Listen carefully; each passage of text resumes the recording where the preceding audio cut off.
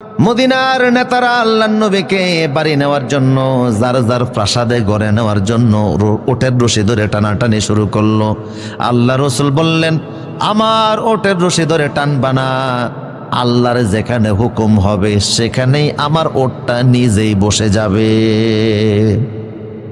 ফাইন্নাহা মা'মুরাতুন, কারণ এটা আদেশপ্রাপ্ত। হুকুম মানে কার? আবু আইয়ুব আনসারীর ঘরের সামনে গিয়ে রাসূলুল্লাহর ওট থেমে গেল। আল্লাহ রসুল আবু আইয়ুব আনসারী বললেন, আমার ঘরে আপনি প্রবেশ করুন। হে রাসূল, এই ঘরটা মূলত আমার না, আপনার নিজেরই। হুজুর বললেন, তা কি করে? এই ঘর তো আমি বানাই নাই। আবু আইয়ুব বলল, আপনি বানান নাই, কিন্তু আজ থেকে 750 বছর পূর্বে ইয়েমেনের বাদশা তুব্বা আপনার জন্য এই ঘরটা বানিয়েছে। হুজুর গিয়ে ঘরে উঠলেন। মনোযোগ আছে আপনাদের? দলে দলে লোকজন রাসূলুল্লাহর সঙ্গে সাক্ষাৎ করতে গেল। সারা মদিনাবাসী, আশেপাশের লোকজন রসুলের সঙ্গে দেখা করতে গেছে। যত লোক রসুলের সঙ্গে মদিনায় সাক্ষাৎ করতে আসলো, এদের মধ্যে ইহুদিদের একজন বড় আলেম, নাম ছিল আব্দুল ইবনে সালাম।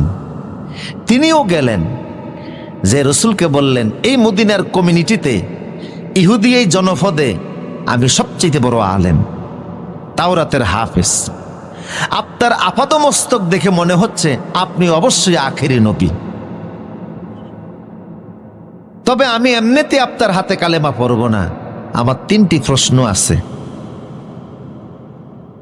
ইন্নী সাইলুকা আন সালাসিন লা ইয়ালামুহুন্না ইল্লা নাবিয়্যুন।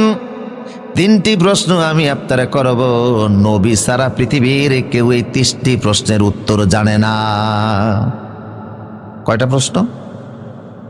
পৃথিবীর নবী সারা কেউ এই প্রশ্নের অ্যান্সার জানে না। হুজুর বললেন, সালু আন্নি উজিবু লাকুম, প্রশ্ন করো আমি জবাব দিব। কারণ উতীতুল ইলমা মিনাল আউয়ালিন ওয়াল আখিরিন, কিয়ামত পর্যন্ত যত জ্ঞানের প্রয়োজন সব আল্লাহ নিজে আমারে শিখিয়েছে।